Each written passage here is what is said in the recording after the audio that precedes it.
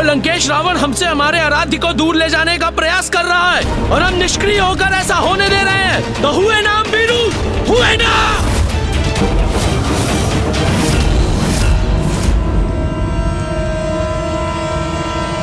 किंतु नंदी जी, जब स्वयं महादेव ने वरदान देकर लंकेश्वर को आत्मलिंग प्रदान किया है तो हम इसमें हस्तक्षेप कर भी कैसे सकते हैं? और ये तो सर्व ज्ञात है कि लंकेश रावण की शक्ति की तुलना में हमारी शक्ति नगण्य है, क्योंकि उन्हें स्वयं ही ब्रह्मदेव और महादेव का वरदान प्राप्त है। और नंदी जी, हम महादेव का दिया वरदान हम थोड़े लौटा सकते हैं। तो क्या हम कैलाश को शिवविहीन होते देख सकते हैं?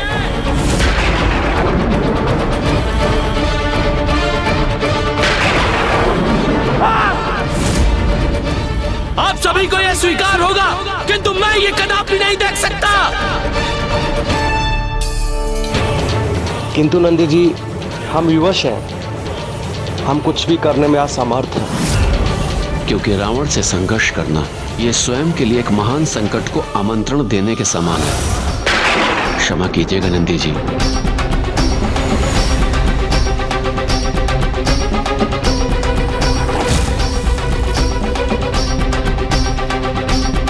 हमें ये जीवन किसने प्रदान किया है? हमारे प्रभु महादेव ने। और यदि यह जीवन उनके लिए उपयोगी नहीं है तो व्यर्थ है ये जीवन, व्यर्थ है ये देह। इसका तो नष्ट हो जाना ही उचित है। इसीलिए मैं इस अग्नि में प्रवेश करके आत्मदाह करूंगा।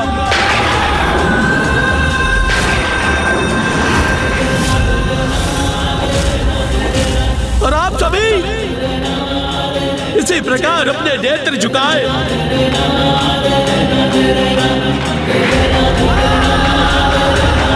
मेरी भस्म को अपनी देह पे मलकर शिवविहीन कैलाश में भ्रमण करते रहिएगा।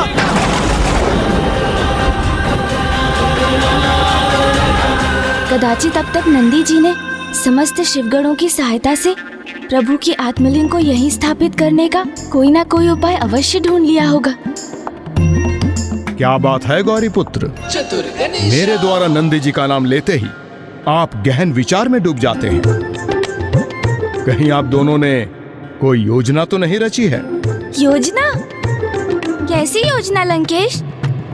हमारे मध्य जो संवाद हुआ उसके तो साक्षी आप भी थे ना, इसलिए आपके संदेह का कोई कारण नहीं। फिर उचित है। अब सुनिए आगे की कथा। प्रभु महादेव का आदेश पाकर काल भैरव जी ने सर्वथा उचित कार्य ही किया। उन्होंने ब्रह्मा जी का एक शीश उनके धड़ से विलग नहीं किया, अपितु उनके अहंकार को ही उनसे विलग कर दिया था। मुझे अपने अहंकार से मुक्त कराने के लिए आपको कोटि कोटि प्रणाम प्रभु काल भैरव। कल्याण हो।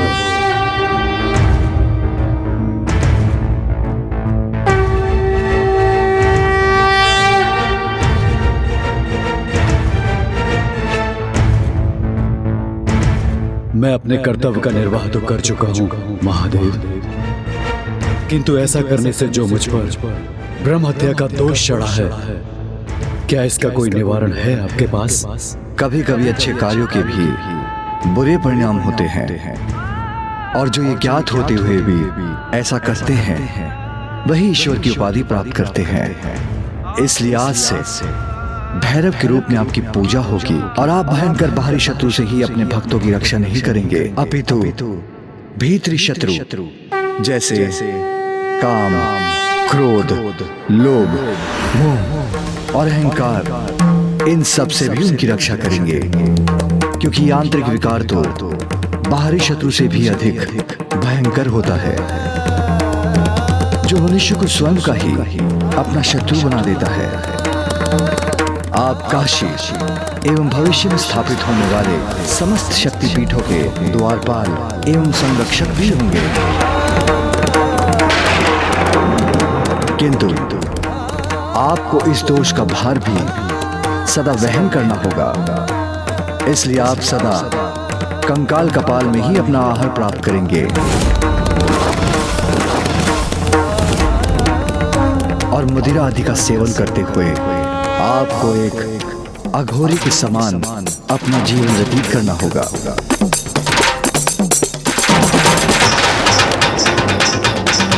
प्रभु, आपके समस्त वरदानों के साथ आपके इस दोष का प्रभाव भी स्वीकार है मुझे। बड़ी शक्ति के साथ बड़े कर्तव्य भी निभाने होते हैं। जैसे प्रभु भैरव ने जहाँ एक और ब्रह्मदेव को अहंकार से मुक्त रहने का पाठ सिखाया, वैसे ही स्वयं भी ब्रह्म हत्या के दोष का परिणाम भोग कर अपने कर्तव्य की मर्यादा का पालन किया।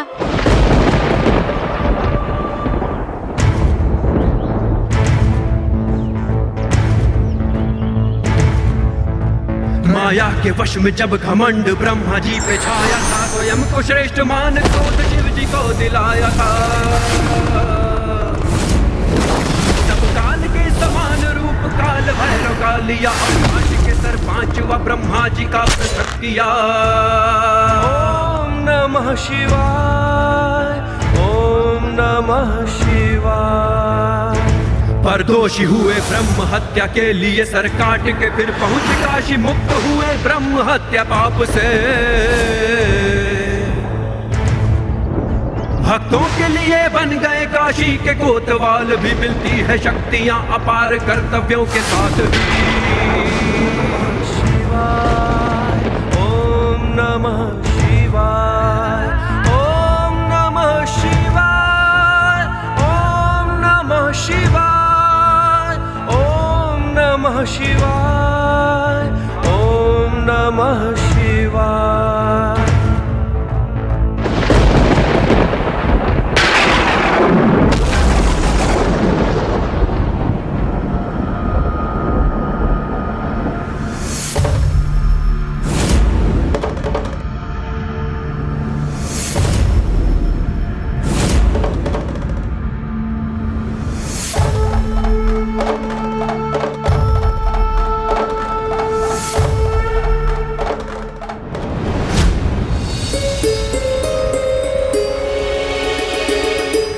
ऐसा मत कीजिए नंदी जी, अपितु क्यों ना हम सभी प्रभु के आत्मलिंग के साथ रावण को लंका पहुंचने से रोकने का प्रयास करें।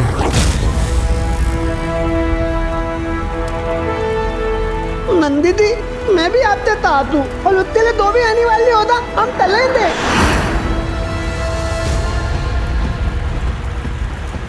यदि प्राण भी न्यौछावर करने पड़ेंगे रावण को रोकने हेतु, तो हम संकोच नहीं करेंगे। नहीं चलेंगे, हम सब नहीं करेंगे, हम सब साथ हैं।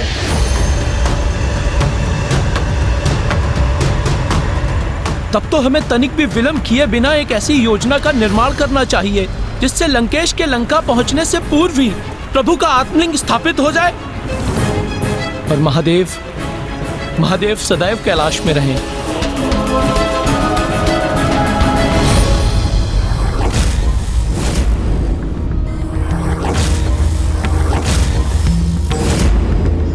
सर्वथा अद्भुत है मेरे प्रभु शिव शंकर शंभू की प्रत्येक लीला और अद्भुत है उनके स्वरूप।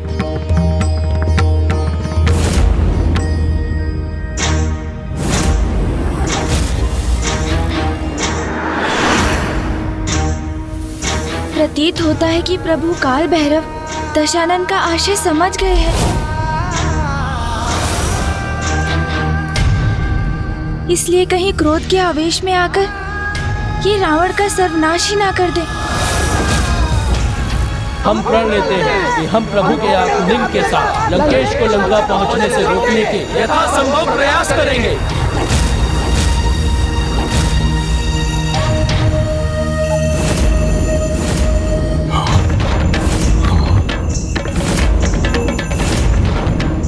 ये प्रभु काल भैरव जी क्या करने वाले हैं? कहीं मुझ पर घातक प्रहार तो नहीं करने वाले? अत्यंत क्रोधित है प्रभु भैरव, उन्होंने तो अपना खड़ग भी उठा लिया है।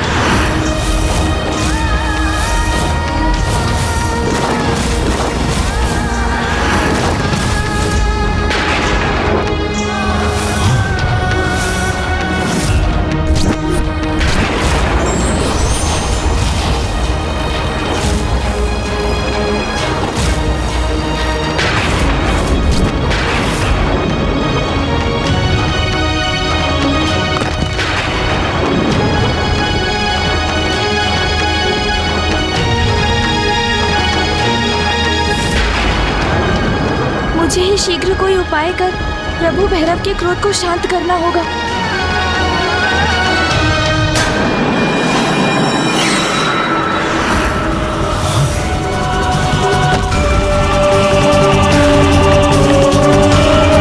ये इतने क्रोधित होकर मेरी ओर क्यों बढ़ रहे हैं?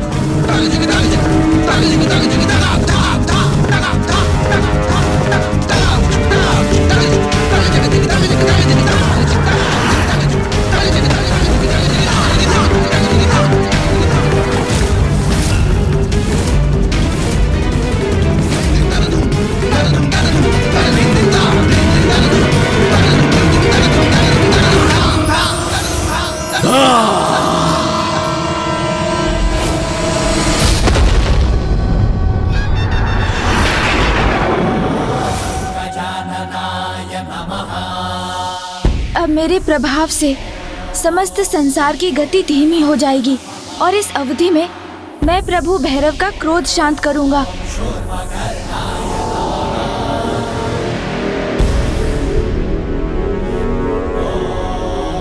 हे प्रभु, आप ये क्या करने जा रहे हैं? संपूर्ण संसार ने आपसे ही सीखा है कि जो अपार शक्ति संपन्न होते हैं उन्हें महान कर्तव्यों का भी भार उठाना होता है और जगत कल्याण हेतु महान त्याग का उदाहरण भी आपने ही प्रस्तुत किया है। इसलिए क्रोधावेश आपका स्वयं पर नियंत्रण खोना सर्वथा अनुचित होगा प्रभु। हे प्रभु, लंकेश रावण का संहार स्वयं महादेव का अपमान होगा, क्योंकि जिन आत्मलिंग को साथ ले जाते देखकर आप लंकेश पर क्रोधित हुए हैं, वो तो स्वयं उन्हें महादेव से ही प्राप्त हुआ है। आपके द्वारा रावण का वध स्वयं आपके ही द्वारा अपनी मर्यादा का उल्लंघन होगा प्रभु। लंकेश रावण भी ब्राह्मण पुत्र है, इसलिए उनके वध से आप ब्रह्म हत्या के भागी बनेंगे। और इससे भी अधिक लंकेश की नियति तो पूर्व से ही स्थिर है। भविष्य में स्वयं नारायण श्री राम अवतार लेकर ही इनका वध करेंगे। किंतु यदि लंकेश का अस्तित्व ही नहीं रहेगा तो नारायण के अवतार लेने का कारण ही मिट जाएगा, जो सर्वथा अनुचित होगा ना प्रभु। मैं समझता हूँ प्रभु, आप नहीं चाहते कि महादेव के आत्मलिंग लंका पहुँचे। यही चिंता मेरी भी है और मैं विश्वास दिलाता हूँ कि मैं किसी उपाय से लंकेश से आत्मलिंग को अवश्य प्राप्त कर लूँगा। अन्यथा किसी भी अवस्था में आत्मलिंग को लंका नहीं पहुँचने दूंगा। ये वचन है मेरा आपको। क्या आपको गौरी पुत्र शिवनंदन गणेश के वचन पर तनिक भी विश्वास नहीं प्रभु?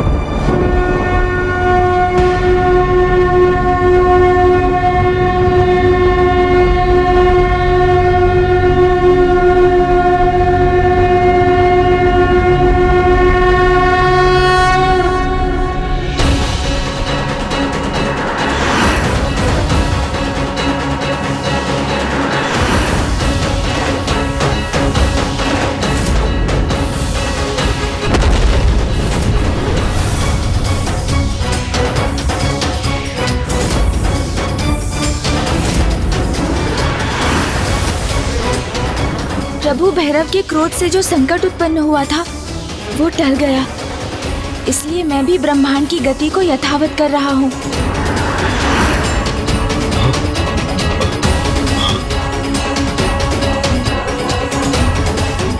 प्रभु भैरव, अब वो कहाँ है गौरीपुत्र? वो तो हमें आशीष देकर अंतर ध्यान हो गए लंकेश।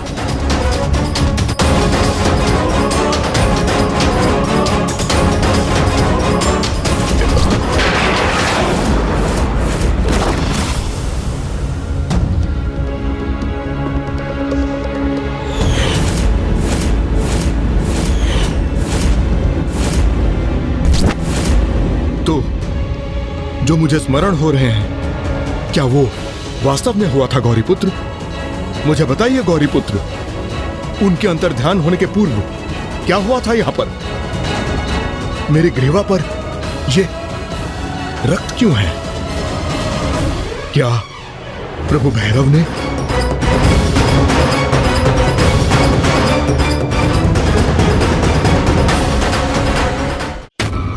ये घाव हाँ, क्या कैसे उत्पन्न हुआ गौरीपुत्र?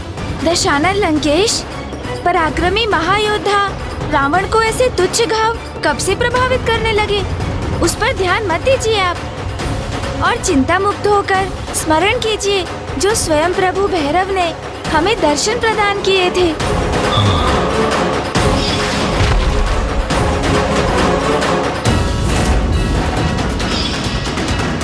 लीजिए लंकेश, जल ग्रहण कीजिए और अपने हृदय को शांत कीजिए।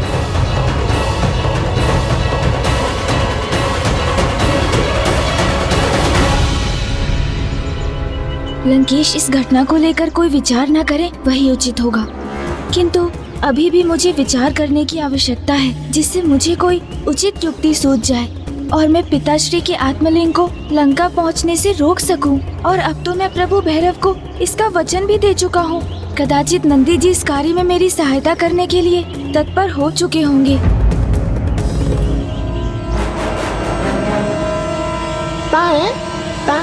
अरे तो क्या?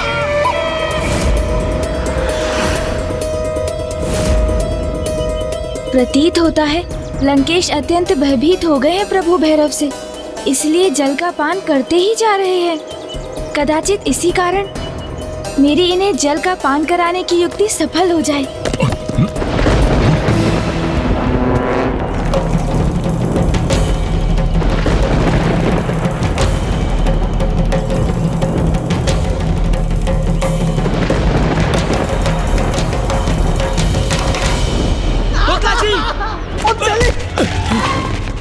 क्या कर रहे हैं आप लोग?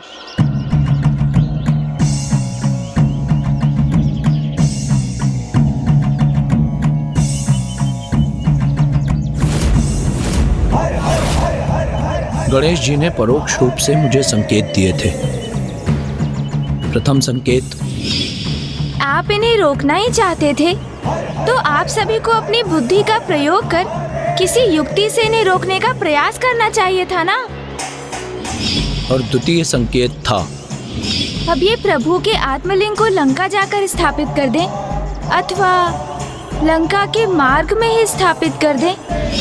जो गणेश जी ने कहा था उसके अनुसार हमें लंकेश से युद्ध नहीं करना चाहिए, अपितु किसी युक्ति का प्रयोग कर चतुराई से प्रयास करना चाहिए, ताकि किसी भी प्रकार से लंकेश के हाथों से यह आत्मलिंग मुक्त हो जाए और लंका न जाकर यहीं धरती के स्पर्श से स्थापित हो जाए।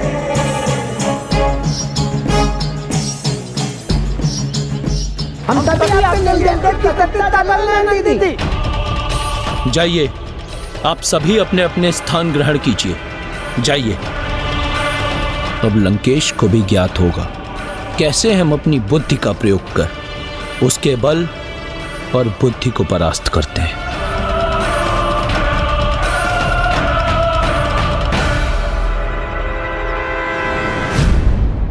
क्या हुआ लंकेश? कोई अन्य भी अवश्य है यहाँ पे।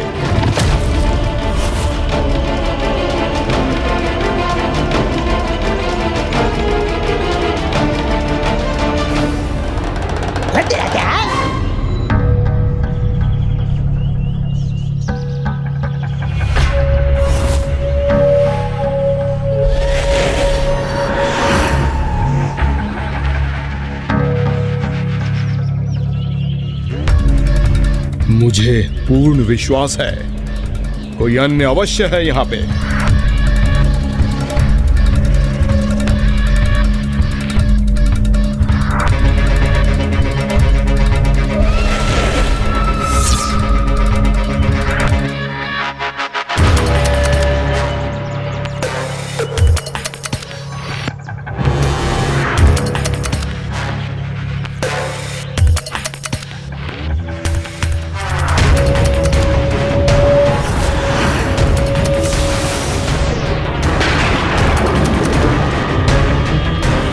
कुछ दिखाई तो नहीं देता, किंतु मुझे आभास अवश्य हो रहा है कुछ तो है जो मेरे नेत्रों से छिपा है यहाँ।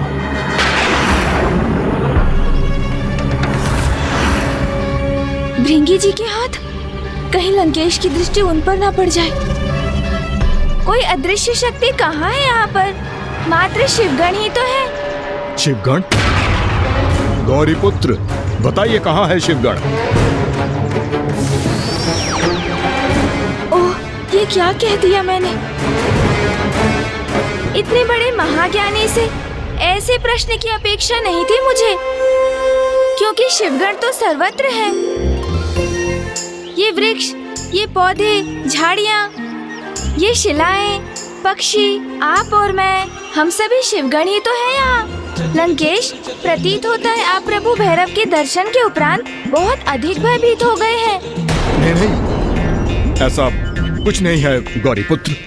प्रभु भैरव महादेव के सबसे उग्र अवतार हैं, इसलिए आप उनसे भयभीत हो गए ना? तो आप उसे स्वीकार करने में संकोच मत कीजिए लंकेश।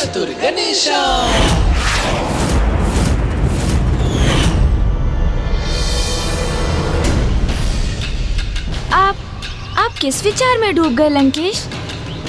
प्रभु शिव शंकर शंभू के एक और उग्र अवतार का स्मरण हो आया था गौरी पुत्र। अच्छा, तो कौन है वो और क्या कथा थी उनकी? वीरभद्र जी हैं वो। वीरभद्र जी से तो मैं भी परिचित हूँ लंकेश। उनके अवतार से तो सभी परिचित हैं गौरी पुत्र, किंतु उन्होंने इस अवतार में संसार को एक अत्यंत ही महत्वपूर्ण सीख भी दी थी, परंतु बहुत ही कम मनुष्यों को ज्ञात हो गए इसके विषय में गौरी नंदन। अच्छा, वो क्या सीख थी लंकेश? कृपया बताइए।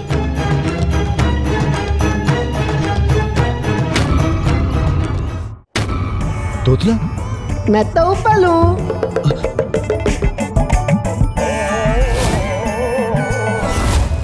इस शिला के भीतर से ही मैं अब लुढ़कता हुआ जाऊंगा और एक तीव्र वेग के साथ लंकेश को टकराकर उसे भूमि पर गिरा दूंगा।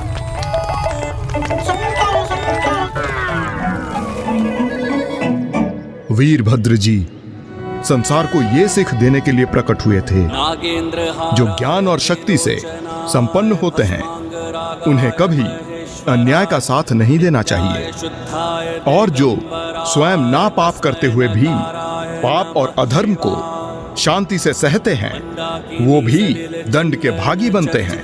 नंदीश्वर प्रमथनाथ महेश्वराय मंदार पुष्प बहु पुष्प सुपूजिताय। वीरभद्र जी को लेकर मुझे ये ज्ञात नहीं था लंकेश। कोई बात नहीं, मैं हूं ना उनकी संपूर्ण कथा सुनाने के लिए। तो सुनिए।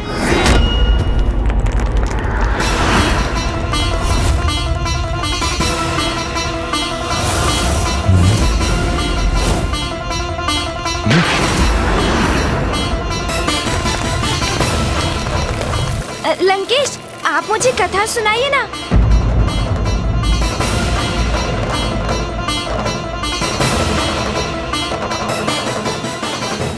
देवी सती के आत्मदाह का समाचार पाकर मेरे प्रभु शिव शंकर शंभू अत्यंत क्रोध अवस्था में थे, जिसके परिणाम स्वरूप उनकी जटाओं से वीरभद्र जी एवं देवी भद्र काली का जन्म हुआ।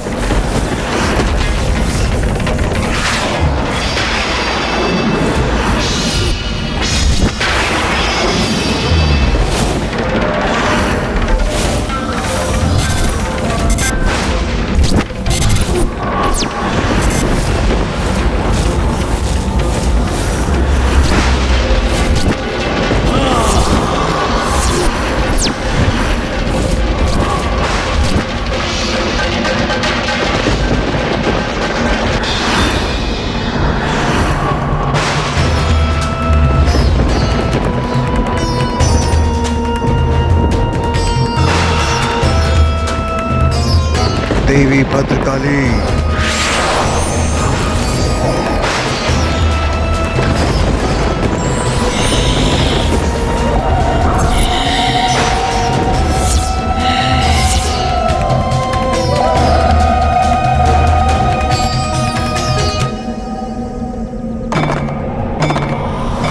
जितने भयंकर काल भैरव थे उतने ही भयानक और क्रोधित थे प्रभु के वीरभद्र अवतार।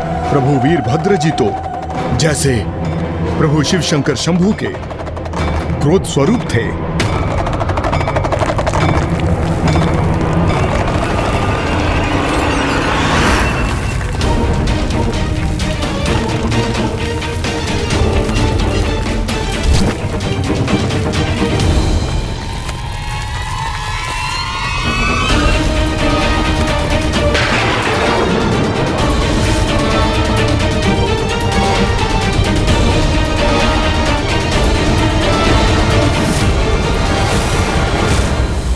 ये शिला यहां क्यों है?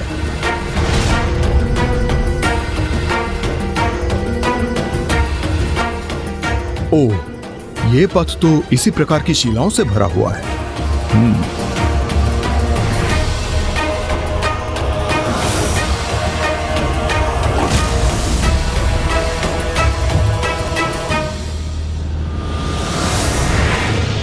बेताल जी यहाँ पहुँच तो गए हैं, किंतु योजना क्या है उनकी?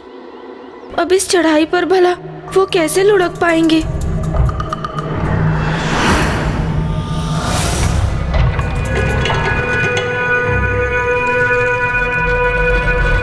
बस अब प्रथम अवसर पाते ही मैं इस शिला के सहारे रेंगते हुए लंकेश के पीछे पहुंचूंगा और अचानक उनके चरण खींच लूंगा ताकि वो अपना संतुलन खोकर भूमि पर गिर पड़े और आत्मलीन भूमि का स्पर्श करके इसी स्थान पर स्थापित होंगे।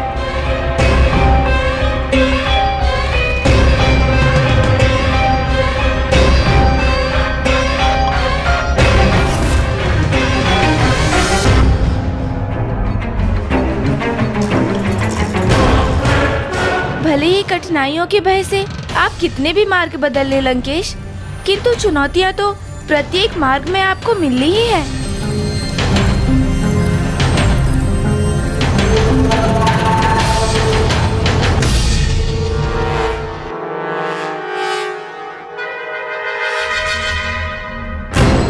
मुझे जो करना है इसी क्षण करना होगा, अन्यथा मैं अवसर गवा दूंगा। लंकेश, वीरभद्र जी कैसे उत्पन्न हुए थे वो मुझे ज्ञात है, और उनके उत्पन्न होते ही प्रभु महादेव ने उन्हें और माता भद्रकाली को दक्ष प्रजापति को दंडित करने के लिए भेज दिया था। हाँ गौरी पुत्र, वीरभद्र जी और देवी भद्रकाली को देखकर दक्ष प्रजापति भयभीत हो गए थे और वीरभद्र जी ने प्रजापति दक्ष को उनके कृत्य के लिए भयंकर एवं कठोर दंड दिया। उसके उपरांत उन्हें भी दंडित होना था, जो शांत रहकर उस अन्याय के साक्षी बने, किंतु उसे रोकने के लिए कुछ नहीं किया। और वहां पर सर्वप्रथम वीरभद्र जी की दृष्टि चंद्रदेव पर पड़ गई और उस समय उनकी क्रोध अवस्था में वीरभद्र जी की दृष्टि का प्रभाव तो शनि देव की दृष्टि से भी अधिक घातक होता है।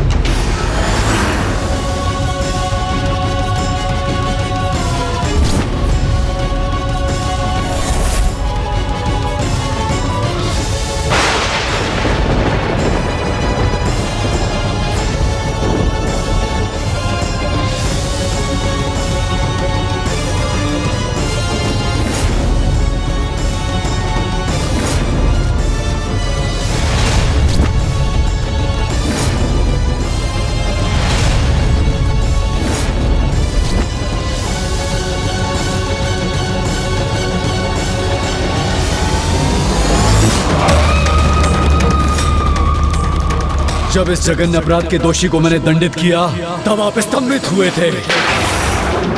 जब यह पाप घटित हो रहा था तब शांत बैठे थे आप। दक्ष प्रजापति को रोकने का एक प्रयास तक नहीं किया आपने।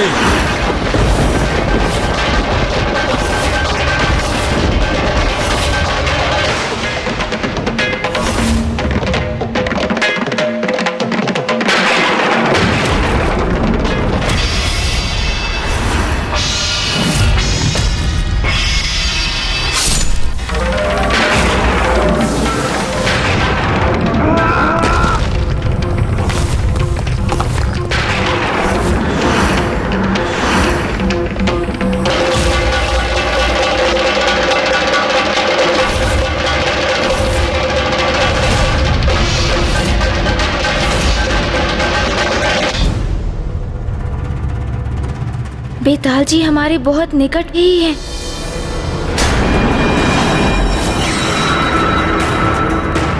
अब मैं लंकेश को पीछे से पकड़कर उन्हें अनियंत्रित कर दूंगा।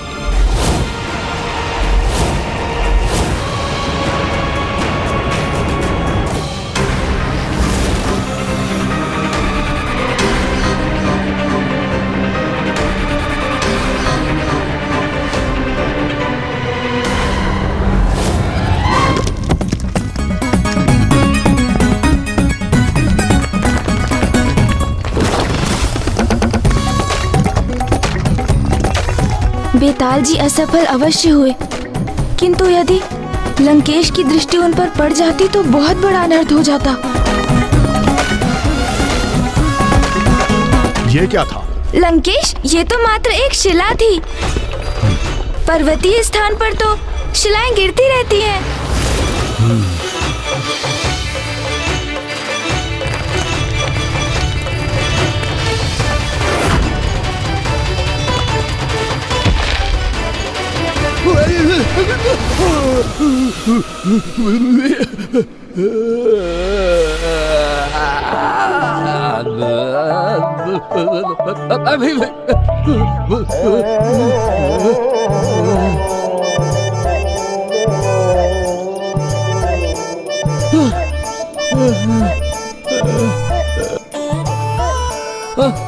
लंकेश, इस समय तो तुम मेरी युक्ति से बच निकले, किंतु और शिवगण शेष है, उनसे कैसे बच पाओगे?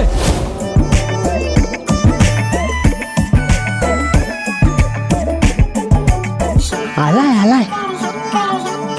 ओह, अब लंकेश मेरे निकट पहुंचने ही वाले हैं और मैं भी अपना कार्य करने के लिए पूर्ण रूप से तैयार हूँ।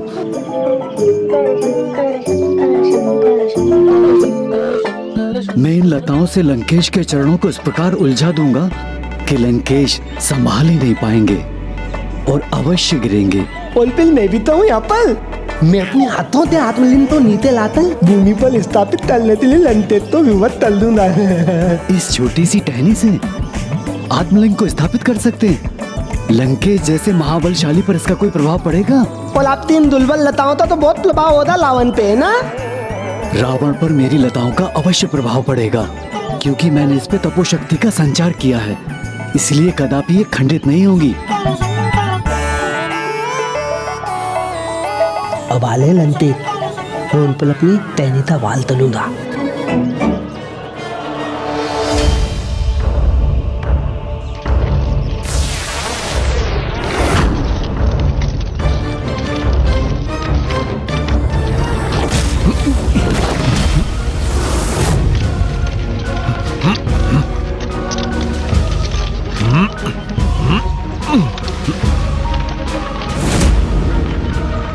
अब मेरी लताएं रावण को उलझा लेंगी।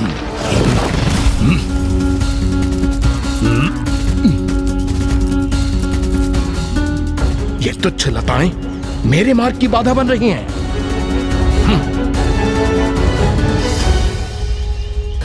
अब मुझे तैयार लेना चाहिए। देते ही दिलेंदे, मैं इन पर अपनी टहनी से वाल तलूंगा।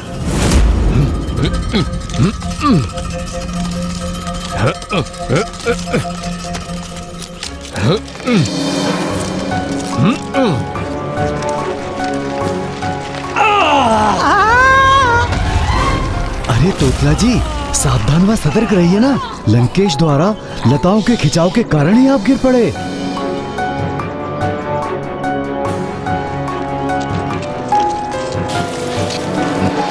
इनसे तो मैं मुक्त होकर ही रहूंगा।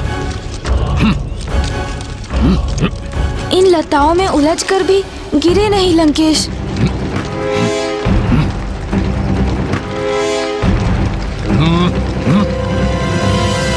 बहुत पीड़ा हो रही है मुझे। ताकत लगाइए, लंकेश जी ताकत लगाइए, तोलिए ना मत। लगा तो रहा हूं बल, किंतु कोई कार्य नहीं कर रहा।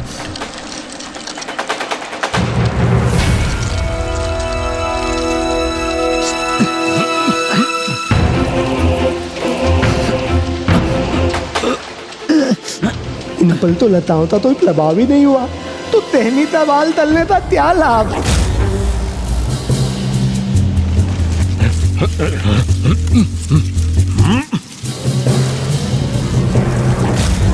ये सभी मिलकर एक उचित योजना का भी निर्माण नहीं कर सकते। कैसी लताएं हैं ये जो मुझे उलझाकर रोकने का प्रयास कर रही हैं?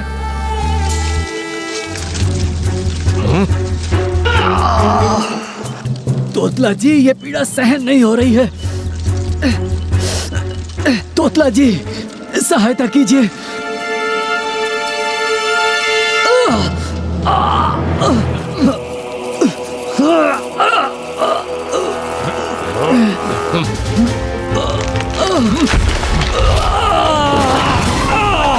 चित्कार मत कीजिए तोतला जी, मत कीजिए चित्कार।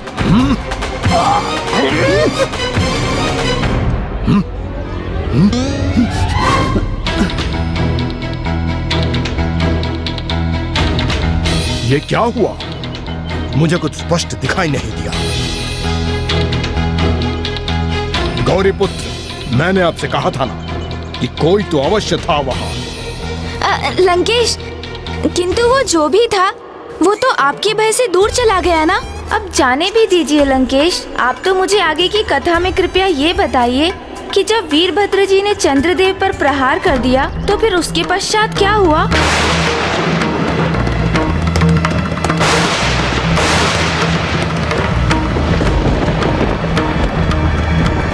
वीरभद्र जी के प्रहार से सृष्टि में संकट छा गया था, क्योंकि चंद्रदेव लुप्त जो हो गए थे।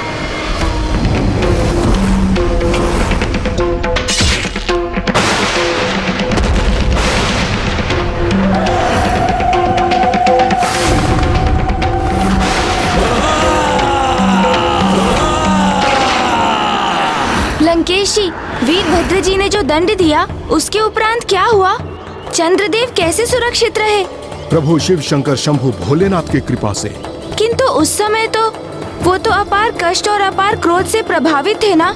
ये तो मेरे प्रभु की महिमा ही थी कि ऐसे समय पर चंद्रदेव को मेरे प्रभु महादेव ही स्मरण हुए और वे उनकी शरण में जा पहुंचे।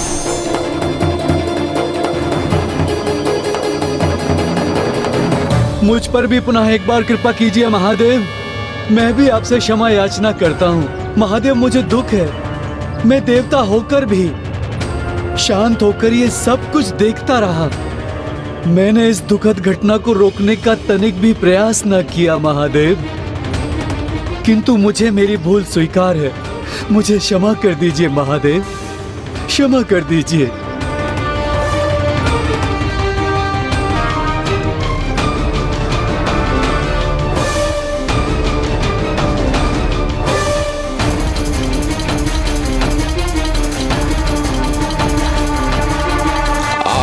लंकेश, तुम्हारी ही प्रतीक्षा में हूँ मैं। जैसे ही तुम मेरी सींगों के मध्य से जाने का प्रयास करोगे तो वैसे ही मैं अपने सींगों के मध्य से उठाकर तुम्हें गिरा दूंगा और फिर मेरे प्रयास के सफल होने से आत्मलिंग यहीं स्थापित हो जाएगा। लंकेश एकाएक कथा सुनाते सुनाते शांत क्यों हो गए? इस स्थान पर मुझे किसी अनिष्ट की उपस्थिति का आभास क्यों हो रहा है?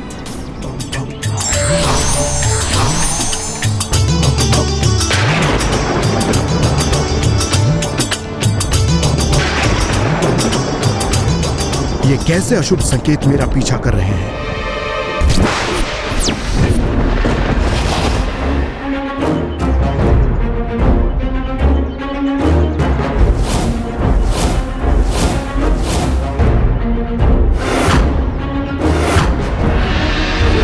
ये क्या लंकेश विपरीत दिशा में क्यों बढ़ते जा रहे हैं? उस मार्ग पर कुछ न कुछ अनुचित अवश्य है। अब हम दूसरे मार्ग से जाएंगे गौरी पुत्र। अर्थात लंकेश को तो पूर्व में ही संदेह हो गया, फिर तो ये योजना भी असफल होगी। पथ में परिवर्तन करेंगे तो बहुत विलंब हो जाएगा लंकेश। मुझे यह मार्ग उचित नहीं प्रतीत हो रहा है गौरी पुत्र, क्योंकि मैंने पूर्व में ऐसा कोई द्वार मार्ग में नहीं देखा था। हम उस मार्ग से नहीं अन्य मार्ग से आगे बढ़ेंगे गौरी पुत्र। लंकेश, अन्य मार्ग तो बहुत अधिक भयंकर वन से होकर जाता है। मेरा सुझाव मानिए, हमें इसी पथ पर स्थित रहना चाहिए।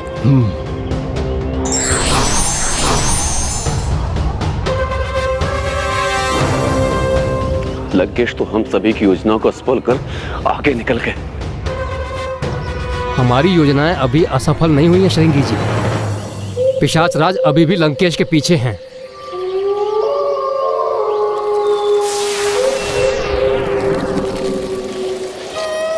राक्षस राज रावण यदि चतुर हैं तो पिशाच राज अधिक चतुर हैं, और यदि वो उनसे बचकर आगे निकल भी गए तो उन्हें आगे वन में मैं स्वयं रोकूंगा।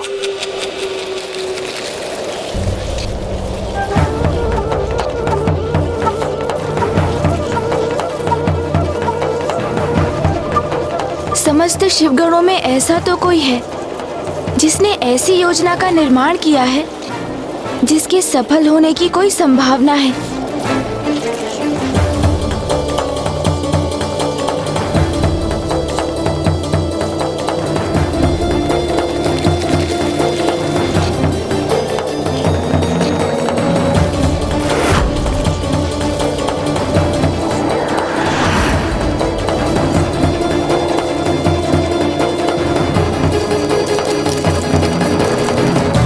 पितातला त्यात न डाले नंदीदी। वो अपने प्रभाव से आतलिंग को लंकेश के हाथों से धीरे धीरे फिसलाकर नीचे की ओर ला रहे हैं, और जैसे ही आतलिंग पूर्ण रूप से फिसलकर उनके हाथों से मुक्त होंगे और इससे पहले कि लंकेश कुछ समझ सके, पिशाच राज उसे थामकर वहीं भूमि पर स्थित कर देंगे और आतलिंग वहीं स्थापित हो जाएगा।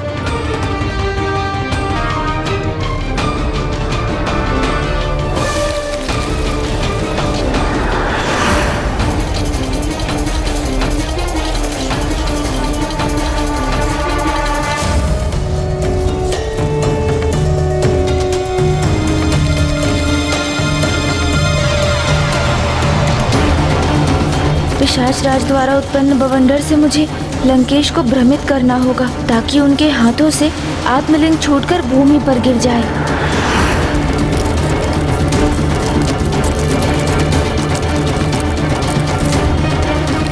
तो लंकेश, आप बता रहे थे कि चंद्रदेव महादेव के समक्ष जाकर खड़े हो गए, किंतु फिर उसके पश्चात क्या हुआ? क्या महादेव ने उन्हें क्षमा कर दिया और फिर चंद्रदेव पुनः अपने पूर्ण स्वरूप में कैसे प्रकट हुए? चंद्रदेव के लिए यह सरल नहीं था।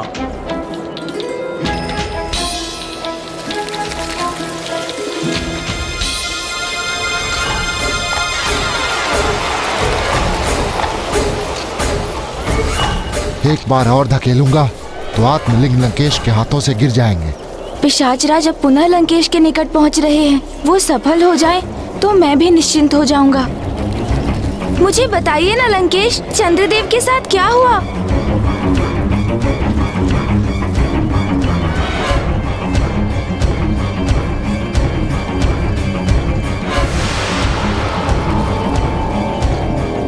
लंकेश, मुझे बताइए ना, चंद्रदेव पुनः पूर्ण रूप से कैसे कुशल हुए?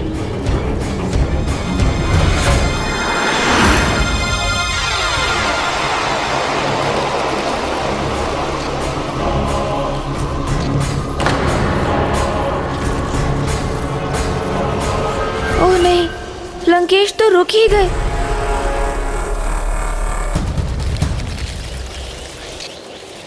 मुझे पूर्ण विश्वास है अब अपने पत्र रूप में पिशाच जी आतलिंग को स्पर्श करते ही उसे दशानन के हाथों से मुक्त कराने में अवश्य सफल होंगे।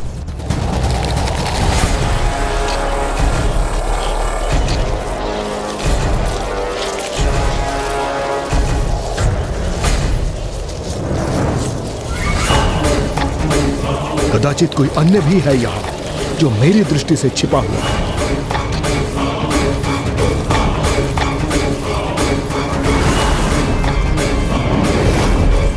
लंकेश अचानक सतर्क हो गए हैं। कहीं उन्हें पिशाच राज की उपस्थिति का आभास तो नहीं हो गया?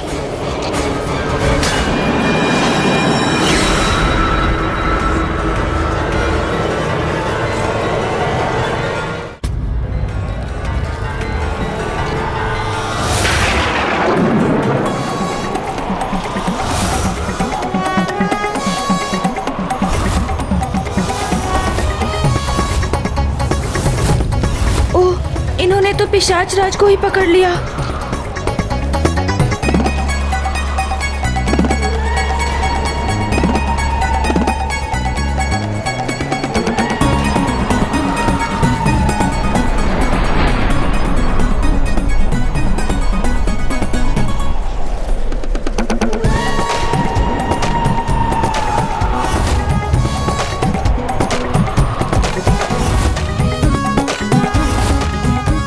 नंदीदी पितात लाता आप त्या होदा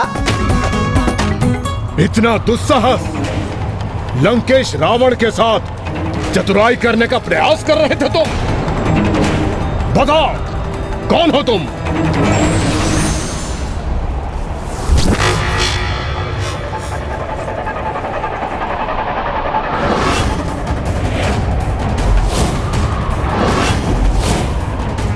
राक्षस राज रावण हूं मैं। तुमने ये कल्पना भी कैसे कर ली पिशाच कि तुम मुझे छलने में सफल हो सकोगे?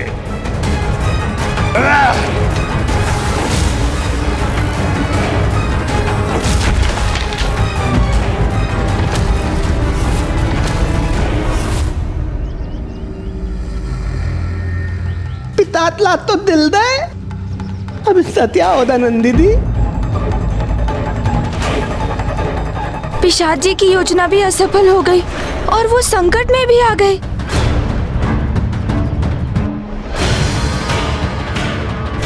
हिंसा नहीं लंकेश, आत्मलिंग आपके हाथ में है, इसलिए अभी कोई हिंसा नहीं कर सकते आप।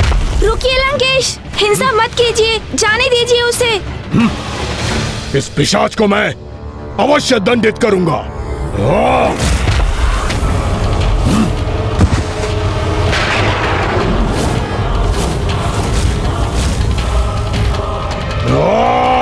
रुकिए लंकेश, इतने शुभ कार्य को संपन्न करने की यात्रा कर रहे हैं आप, इसलिए इतना क्रोध और ऐसी हिंसा आपको शोभा नहीं देते।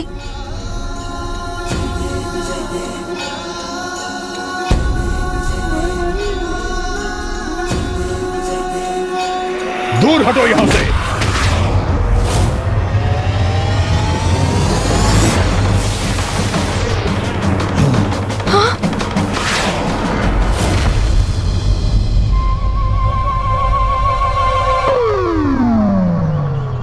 आपने उचित कहा था गौरी पुत्र, हमारे निकट शिवगण हैं, क्योंकि भूत पिशाच ही शिवगण होते हैं। लंकेश, आप ये जल ग्रहण कीजिए और अपने हृदय को शांत कीजिए।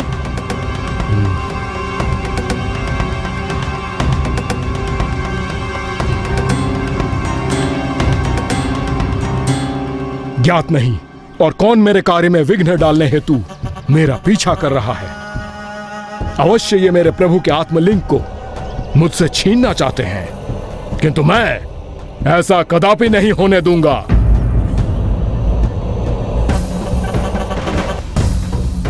शिवगणों ने ऐसे प्रयास किए कि लंकेश और भी सतर्क हो गए और अब तो ये किसी को अपने निकट भी नहीं आने देंगे।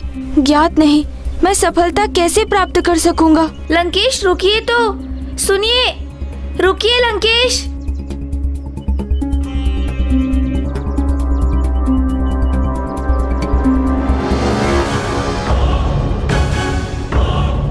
ये लंकेश अकस्मात कहाँ चले गए? हाँ, शिवगण हैं हम, पराजय स्वीकार नहीं करेंगे और यदि आवश्यकता पड़ी तो अपनी सम्मिलित शक्ति का प्रयोग कर आत्मलिंग को प्राप्त करने का पूर्ण प्रयास करेंगे। अवश्य करें नंदी जी, हम आपके साथ हैं नंदेश्वर। देती आपकी आज्ञा होती अमेता ही तले ने नंदीदी। हाँ, हम सब आपके साथ हैं। चलिए मेरे पीछे, चलकर देखते हैं कि दशानन कहाँ तक पहुंचे। हाँ, तलिए तलिए तलिए तलिए तलिए।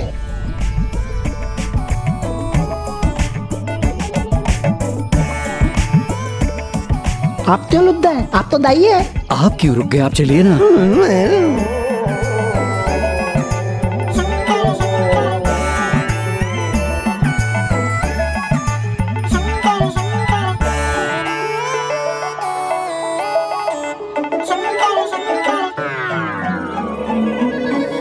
क्या हुआ है आप सभी को?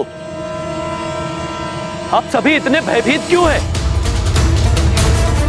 चिंता मत कीजिए, मैं हूं ना आपके साथ। हाँ, नंदीदी है ना मालदार। हाँ, तलिए तलिए तलिए तलिए।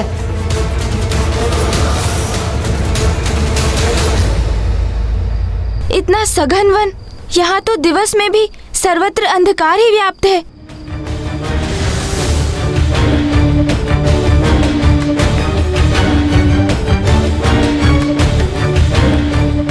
बड़ा विचित्र वन है जहाँ किसी के प्रवेश करने पर सब कुछ प्रकाशित हो जाता है, किंतु लंकेश कहाँ है?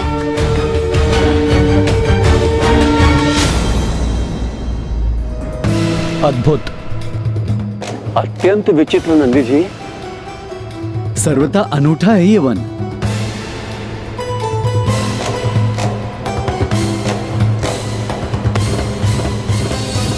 नंदी से कितना बलम लगे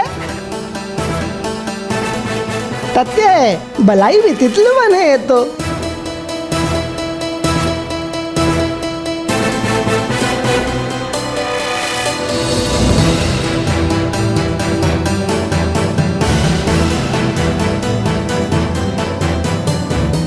अद्भुत अवश्य है ये वन, किंतु हम यहाँ एक विशेष कार्य के लिए आए हैं, इसलिए आगे बढ़िए और लंकेश रावण को ढूंढिए।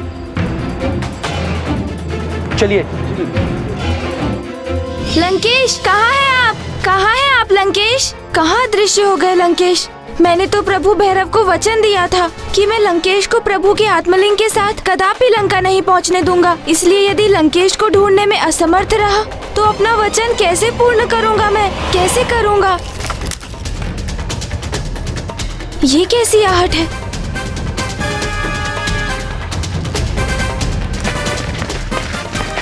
ये तो नंदी जी और अन्य शिवगण ही है, लंकेश नहीं। गणेश जी। नंदी जी, आपने लंकेश को कहीं देखा? नहीं प्रभु, मैंने भी नहीं देखा है। हाँ? नंदी जी, शीघ्र आप सभी उस दिशा में जाइए। आप कहाँ चले गए लंकेश? अपनी कथा पूर्ण किए बिना आगे कैसे जा सकते हैं आप? अभी तो प्रभु के अन्य अवतारों की कथा सुनाना भी शेष है। कहाँ हैं आप? कहाँ हैं आप? ये क्या है?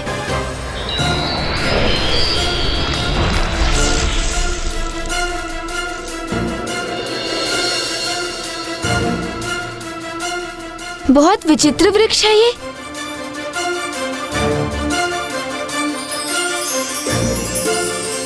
आत्मलिंग यहाँ?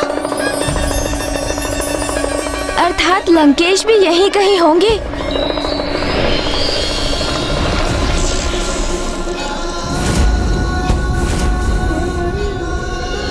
अच्छा, तो आप यहाँ हैं लंकेश? तो आप यहाँ हैं लंकेश? यहाँ है लंकेश?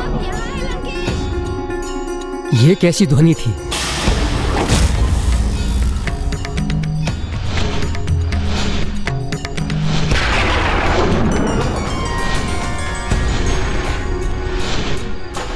अवश्य इस विशालकाय पक्षी ने इस ध्वनि को उत्पन्न किया होगा। चलिए आइए, आगे बढ़िए। चलिए चलिए।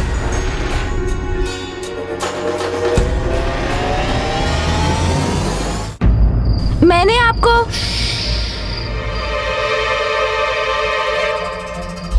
आपको तो ज्ञात हो गया ना गौरी पुत्र कि मैं यहाँ हूँ। फिर इतना घोषणा कर समूचे वन को बताने की क्या आवश्यकता है? आपको इस प्रकार यहाँ छिपा देखकर चकित हो गया। मैं स्वयं को रोक नहीं सका इसलिए। किंतु आप किसके भय से यहाँ छिपे हुए हैं? मैं किसी के डर से नहीं छुप रहा था गणेश जी। वो तो सूर्य के किरणों से इस छिपे वन में प्रवेश कर तनिक विश्राम करने का मन किया, तो मैं यहाँ स्थित हो गया जहाँ कोई मेरे विश्राम में बाधा ना डाल सके। मैं विश्राम कर लेता हूँ गणेश जी। उचित है, फिर यहीं विश्राम करते करते मुझे आगे की कथा सुना दीजिए कि क्या चंद्रदेव प्रभु कृपा प्राप्त कर सके। बताता हूँ गौरी पुत्र। तब आकाश में चंद्रमा का आकार घटता जा रहा था और चंद्रदेव भी लुप्त होने ही वाले थे और वो प्रभु से दया की भिक्षा मांग रहे थे। हे दया निधान, मेरे पाप को क्षमा कर मेरी इस दयनीय अवस्था से मुझे मुक्ति प्रदान कीजिए। मुक्ति प्रदान कीजिए महादेव। चंद्रदेव, कलाओं के देवता हैं आप। अपार सौंदर्य और सामर्थ्य के स्वामी भी अपने श्वसुर प्रजापति दक्ष को अन्याय करते देखते रहे, उनका विरोध नहीं किया। आपने इतना विचार भी नहीं किया कि शांत रहकर अन्याय को स्वीकार करना उस अन्याय में भागीदार बनने के समान है जिसके लिए आप दंड के अधिकारी तो अवश्य हैं, किंतु अब आपने अपनी भूल स्वीकार कर मुझसे क्षमा याचना की है। इसलिए मैं आपको क्षमा करता हूं, किंतु आपको अपने प्रायश्चित स्वरूप अमावस्या की तिथि पूर्ण होने के पूर्व दिव्य एवं श्रेष्ठतम अश्वत्थ अर्थात पीपल वृक्ष के समीप दीपक प्रज्वलित कर उनकी 108 प्रदक्षिणा कर उनसे आशीष प्राप्त करना होगा। तभी आपको पुनः अपना पूर्ण स्वरूप प्राप्त हो सकेगा। धन्यवाद महादेव, धन्यवाद, धन्यवाद। क्या चंद्रदेव अपनी उस अवस्था में भी, जब वो निरंतर लुप्त होते जा रहे थे, पीपल वृक्ष की 108 प्रदक्षिणा पूर्ण कर सके? क्या समय रहते वो पीपल वृक्ष का आशीष प्राप्त करने में सफल हुए लंकेश? धैर्य रखिए गौरी पुत्र, धैर्य रखिए। आपके इन सभी प्रश्नों के उत्तर आपको अवश्य प्राप्त होंगे।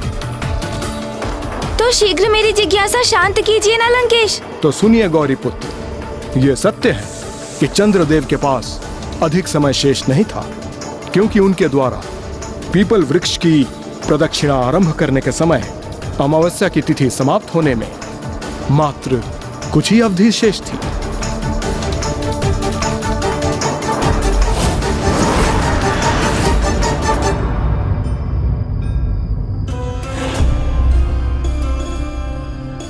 मैं पीपल वृक्ष को समर्पित करने हेतु गुड़ के ये 108 भाग लाया हूँ।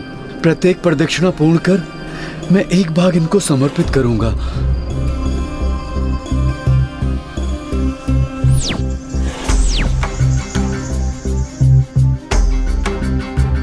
हे महान दिव्य पीपल वृक्ष, मेरा प्रणाम स्वीकार करें।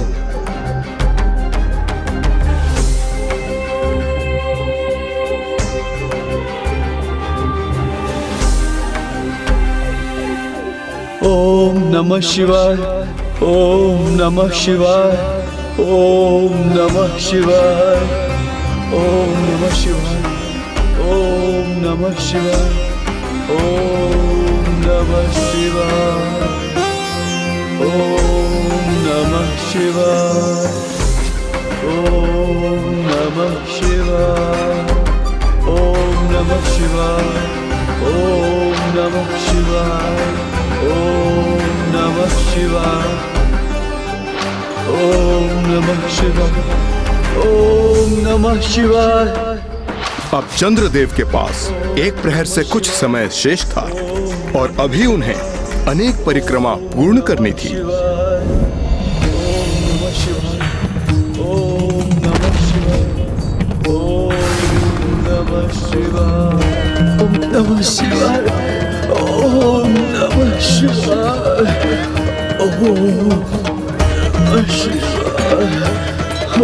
ओम नमः शिवाय, ओम नमः शिवाय,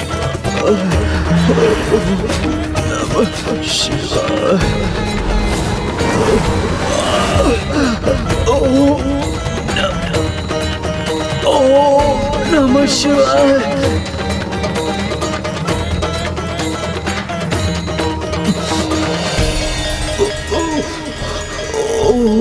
नमः शिवाय।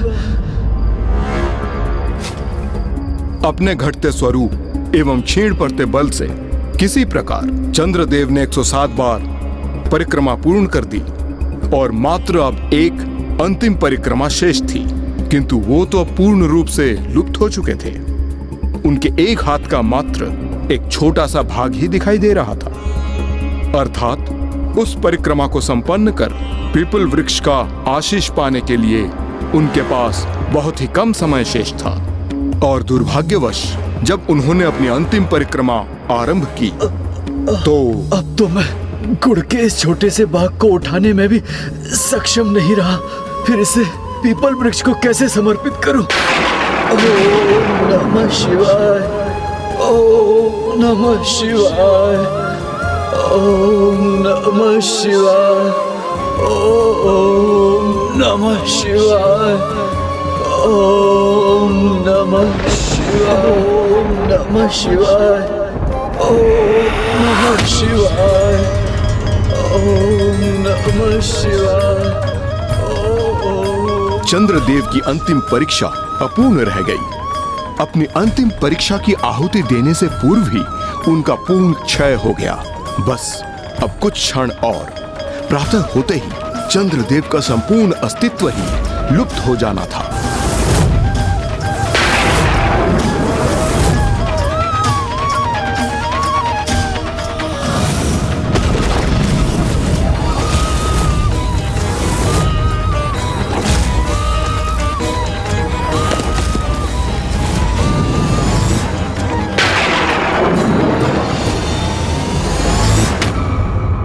प्रभु महादेव ने चंद्रदेव को तो वीरभद्र जी के कोप एवं प्रभाव से रक्षित होने का उपाय बता दिया था, किंतु वीरभद्र जी अभी भी अशांत एवं उग्र थे। उनके अनुसार चंद्रदेव के साथ साथ वे सभी भी दोषी थे जिन्होंने अपने नेत्रों के समक्ष प्रजापति दक्ष द्वारा माता सती का अपमान एवं उनका आत्मदाह होते देखा था।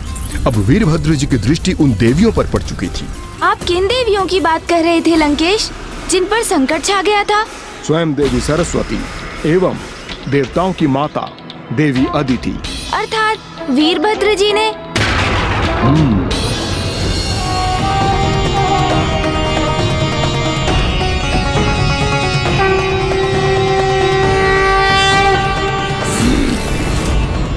ये वीणा की ध्वनि कहां से आ रही है?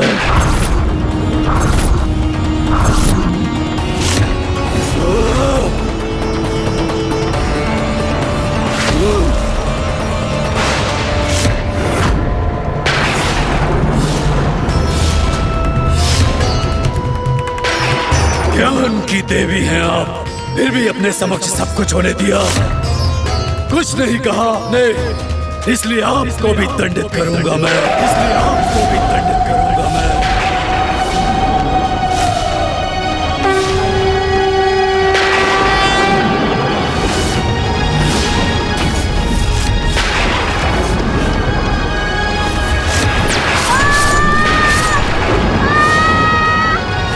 इस प्रकार जिसने भी दक्ष प्रजापति के उस अन्याय का विरोध नहीं किया, शांत रहकर उन्हें मूक समर्थन प्रदान किया, वो सभी भी दंड के भागी बने।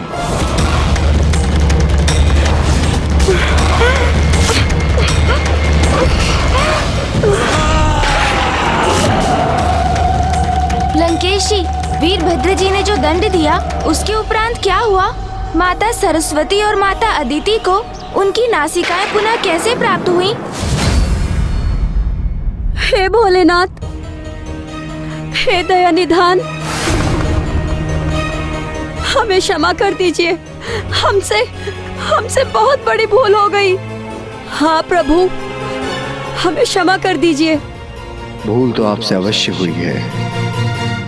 छिपकर, शांत रहकर स्वयं ज्ञान की देवी ने आज अन्याय का साथ दिया है। इसलिए आज से संसार को यह भी ज्ञात होना चाहिए कि सबसे बड़े ज्ञानी को कभी शांत रहकर अन्याय, पाप और अधर्म का साथ नहीं देना चाहिए। यदि कोई वास्तव में ज्ञानी है तो उसे अन्याय का विरोध प्रखर शब्दों में करना चाहिए। किंतु अब आपने अपनी भूल स्वीकार कर मुझसे क्षमा याचना मांगी है, इसलिए मैं आपको आशीर्वाद देता हूं कि आप पुनः पूर्ववत हो जाएं।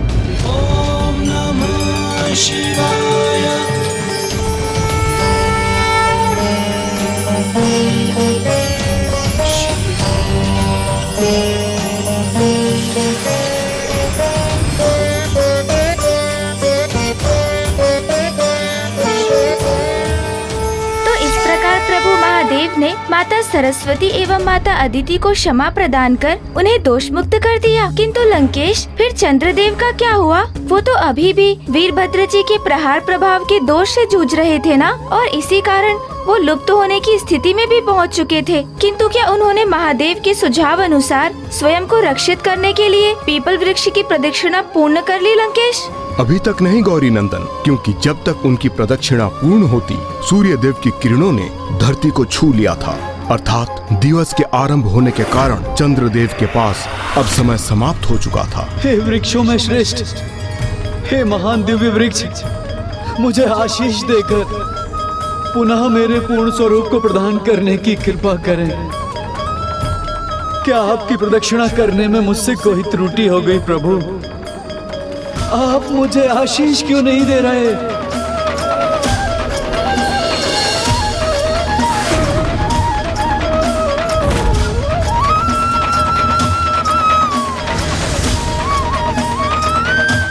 मुझ पर कृपा करें।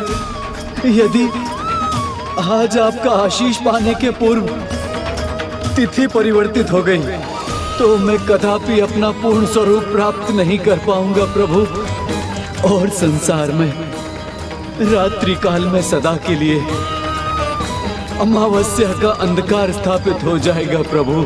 कृपा कीजिए प्रभु, रक्षा कीजिए प्रभु, आशीष दीजिए प्रभु, आशीष दीजिए।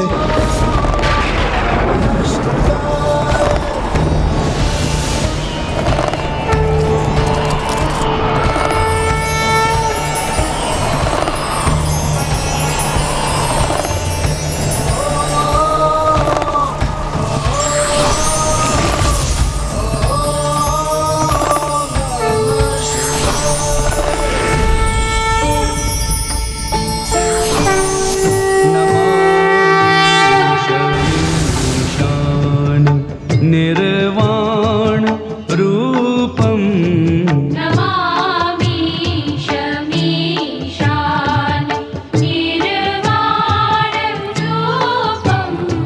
विभुं व्यापकं ब्रह्म वेद स्वरूपं विभुं व्यापकं ब्रह्म वेद स्वरूपं। इसी प्रकार सूर्यदेव के साथ तिथि परिवर्तित होने के कुछ ही क्षणों के पूर्व चंद्रदेव एवं चंद्रमा ने अपना पूर्ण स्वरूप पुनः प्राप्त कर लिया। तो अब मुझे स्पष्ट हुआ कि चंद्रदेव अर्थात सोमदेव को जिस अमावस्या की रात्रि में पीपल वृक्ष को आशीष प्राप्त हुआ, उसी विशेष तिथि को सोमवती अमावस्या भी कहते हैं। और तभी से इस अमावस्या की तिथि पर जो भी कोई पीपल वृक्ष के नीचे दीपक प्रज्वलित कर उनकी 108 प्रदक्षिणा करता है, उसे दिव्य पीपल वृक्ष की कृपा से किसी भी घातक रोग, अकाल मृत्यु योग, शनि दशा और किसी भी प्रकार की अन्य अपूर्णता से मुक्ति प्राप्त होती है। इसलिए सोमवती अमावस्या का सर्वाधिक महत्व है।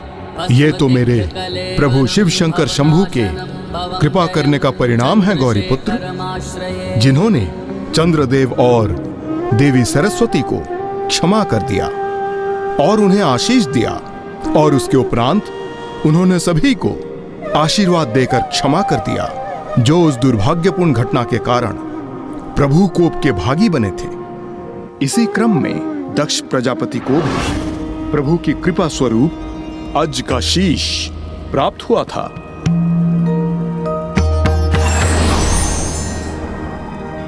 प्रजापति दक्ष को नवीन शीश प्रदान करने के पश्चात प्रभु महादेव की दृष्टि जब माता सती के क्षत विक्षत देह पर पड़ी तो वे अशांत होकर अनियंत्रित हो गए, और फिर माता सती की देह को लेकर उन्होंने तांडव करना आरंभ कर दिया। उनका क्षोभ, देवी सती के लिए उनका अटूट प्रेम वर्तमान परिस्थितियों में सृष्टि पर क्रोध का ज्वालामुखी बनकर टूट रहा था। हाँ लंकेश, ये तो मुझे भी स्मरण है कि फिर किस प्रकार प्रभु नारायण के हस्तक्षेप से 51 शक्ति पीठों की स्थापना हुई थी, क्योंकि प्रभु महादेव का मन अभी भी अशांत था और दूसरी ओर वीरभद्र जी का क्रोध तो अभी भी अपने चरम पर ही था। इसलिए माता भद्रकाली उन्हें उस अवस्था में देखकर अत्यंत चिंतित थीं, क्योंकि वीरभद्र जी के क्रोध से तो समस्त संसार के लिए ही संकट उत्पन्न हो सकता था। तब माँ भद्रकाली ने वीरभद्र जी के समक्ष अपने सौम्य स्वरूप में प्रकट होकर उन्हें शांत किया, जिसके उपरांत उनका परस्पर विवाह हुआ।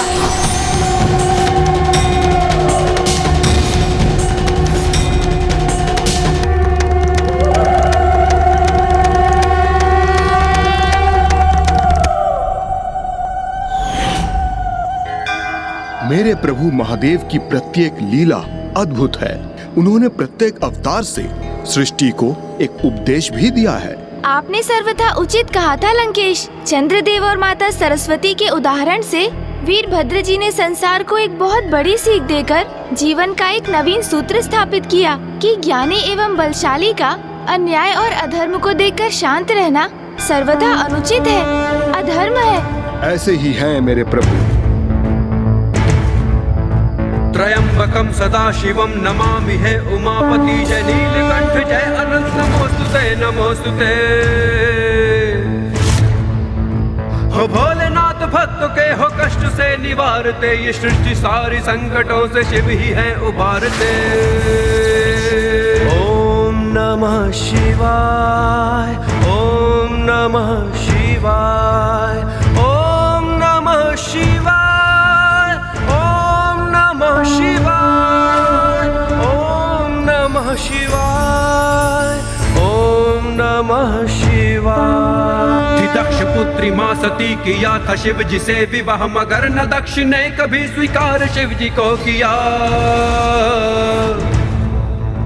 त्रिनेत्र रक्त लाल रूप वीरभद्र का लिया, दे मृत्यु दंड दक्ष को विध्वंस यज्ञ का किया।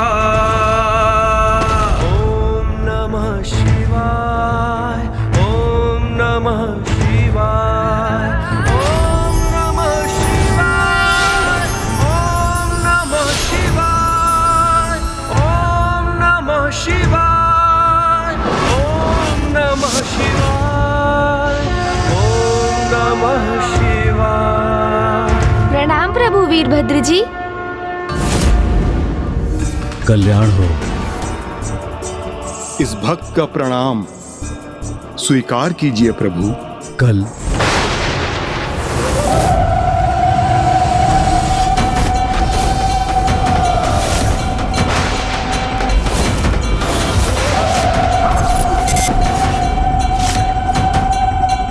लंकेश, प्रभु शिव का आत्मलिंग तुम्हारे हाथ में क्यों है?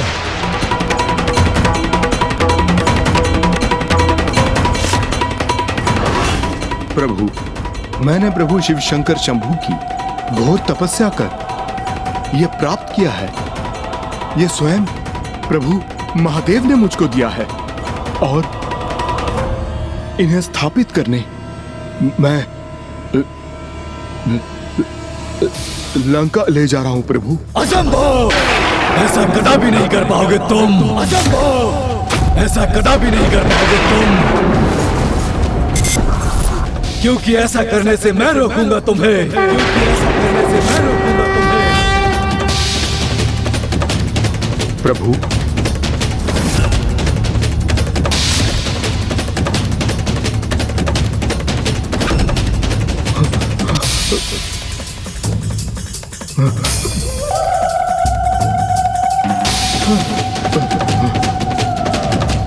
नंदेश्वर जी को तो मैंने समझा बुझाकर लौटा दिया, प्रभु भैरव को भी मना लिया, किंतु अब वीरभद्र जी को कैसे रोकूं?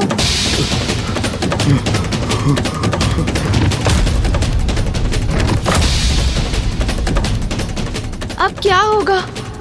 कहीं प्रभु वीरभद्र जी लंकेश को आहत ना कर दे। नहीं, मुझे इन्हें ऐसा करने से रोकना ही होगा।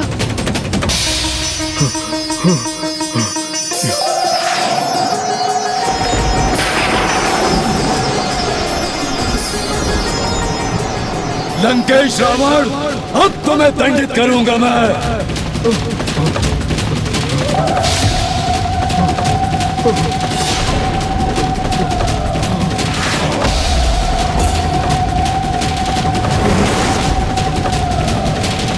अब मैं अपनी रक्षा कैसे करूं? नहीं, वीरभद्र जी का प्रहार तो लंकेश का अंत कर देगा, जो अत्यंत अनर्थकारी होगा।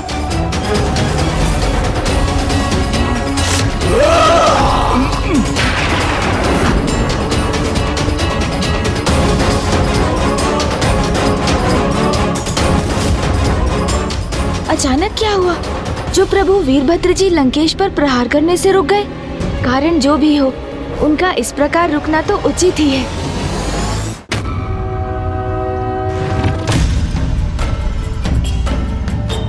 स्वस्ति न इंद्रो वृषभाः लंकेश, अश्वत्थामा अर्थात पीपल वृक्ष का मान रखने के लिए मैं तुम पर वार नहीं कर रहा हूँ।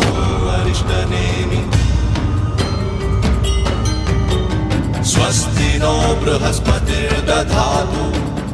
किंतु यदि तुम पीपल वृक्ष की शरण में न पहुंचे होते तो आज यमराज से तुम्हारी भेंट अवश्य होती। ये तो मेरा सौभाग्य है जो मैं पीछे हट गया और पीपल वृक्ष की शरण में पहुंचकर इनसे सुरक्षित हो गया। मुझसे सुरक्षित अवश्य हुए हो तुम, किंतु तुम्हें अधिक प्रसन्न होने की आवश्यकता नहीं, क्योंकि मुझे विश्वास है प्रभु का आत्मलिंग कैलाश से दूर करने का प्रयास कभी सफल नहीं होगा। प्रभु का आत्मलिंग लंका कभी नहीं पहुंचेगा, कभी नहीं पहुंचेगा।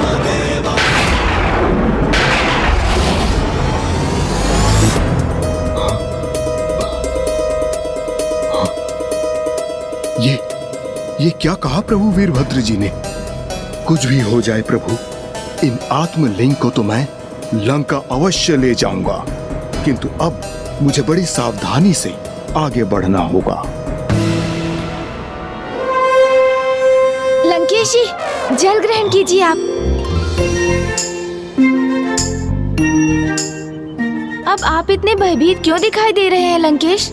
क्योंकि अब तो आप पीपल वृक्ष की छाया में स्थित हैं, किंतु जिनकी शरण में जाने से आपकी भी रक्षा हुई, वो वृक्ष जिनमें स्वयं प्रभु नारायण का वास है, वो श्री हरि नारायण लंकेश, जिनके नाम का श्रवण भी आपको प्रिय नहीं, उन्हीं ने आज आपकी रक्षा की।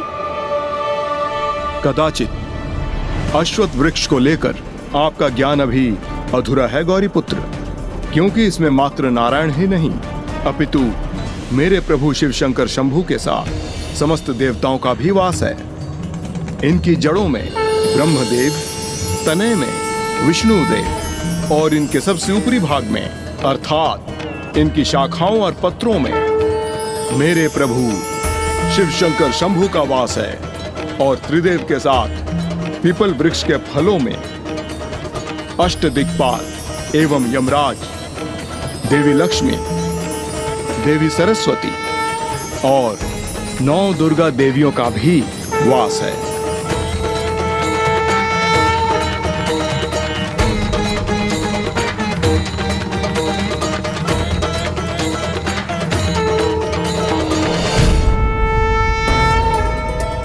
क्या हम यहाँ खड़े खड़े बस इन दोनों को देखते ही रहेंगे या इन्हें रोकने के लिए आगे कुछ करेंगे भी?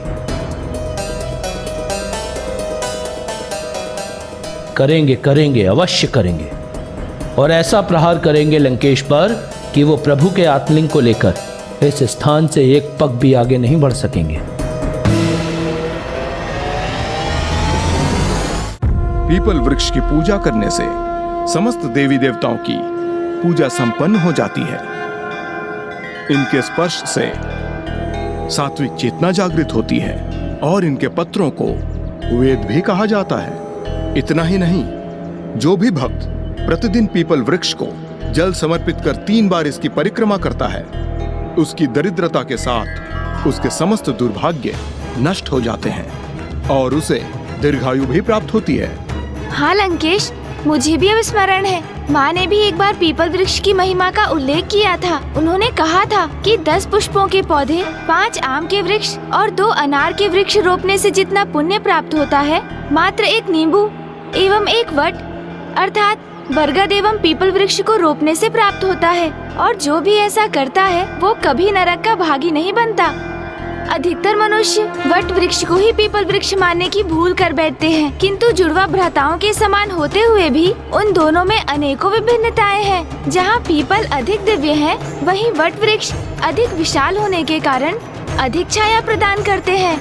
और इससे भी अधिक, जो भी अपने जीवन में मात्र एक पीपल वृक्ष को रोपने का पुण्य कर्म करते हैं, उनके समस्त पितृदोष नष्ट होते हैं, उनका वंश कभी नहीं मिटता और उन्हें स्वर्ग की प्राप्ति होती है।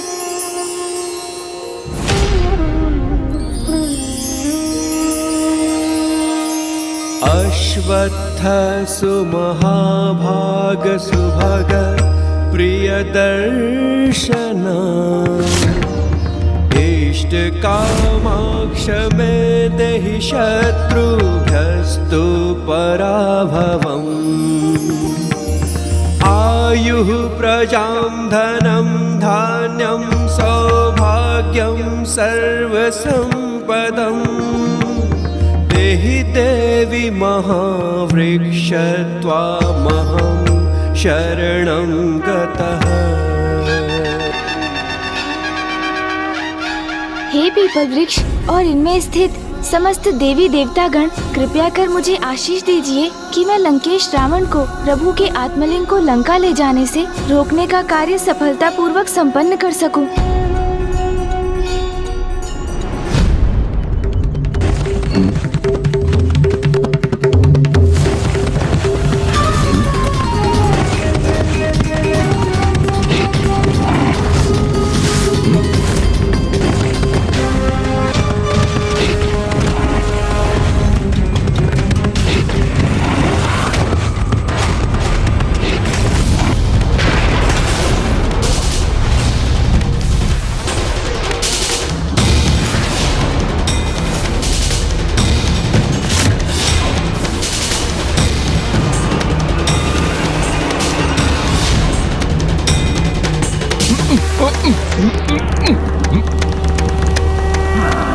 प्रभु के आत्मलिंग अंततः लंकेश के हाथों से मुक्त हो ही गए।